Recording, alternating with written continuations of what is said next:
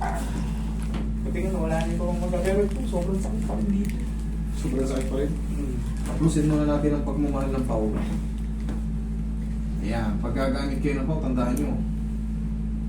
Halugin nyo muna, ayan. Walang ako sa pau. Ayan, direct na pag sa buhok.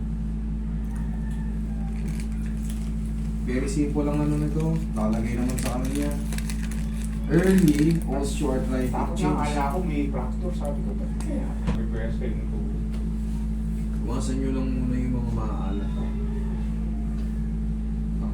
Mahilig ba kayo sa mga mantika? Maalat. Ayun po ang ano eh. Malakas na rin. Ayan, nasakit. Pagka nasasagad ng gano'n. Oo, sa dati. Hindi na.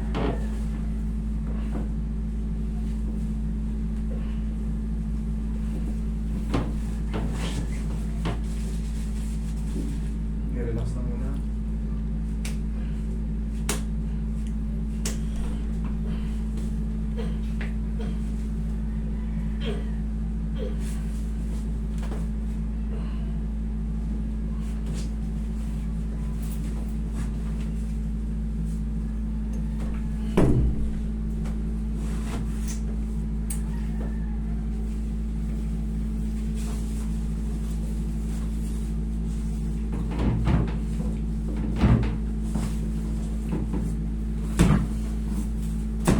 Thank you. Mamaya kunti na lang yan. Pag kunti na lang, dire-diretso na.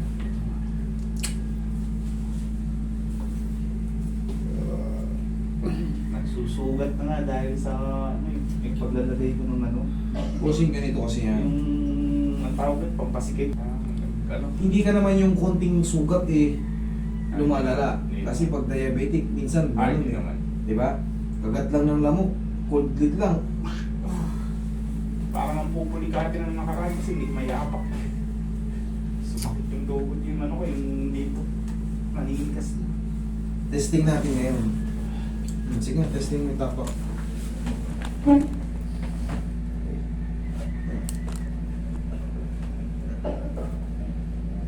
Okay. Wag mong ganyanin. Huwag nyo ito-twist. Hayaan nyo lang muna ang mahalaga. Huwag nyo Hindi ko talaga mag-ano. Masakot. Hindi na laking pagbabago. Hmm. Para sa akin kasi, pag bagong adjust pa, huwag nyo munang i-challenge yung papilipit. Normal muna. Ang mahalaga, nadidiin yung paharap. Oo, nandito. Nadidiin na. Kanina kasi nakapaganon si Sir, oh. Oo, ganun. Nakapaganon. Hindi Hindi niya may ganun. Hindi ko nga diretso. Masakot. Oo na, didiretso na ngayon. Oo. Thank you, Lord. Oo, Thank you, Lord. Okay, dapa.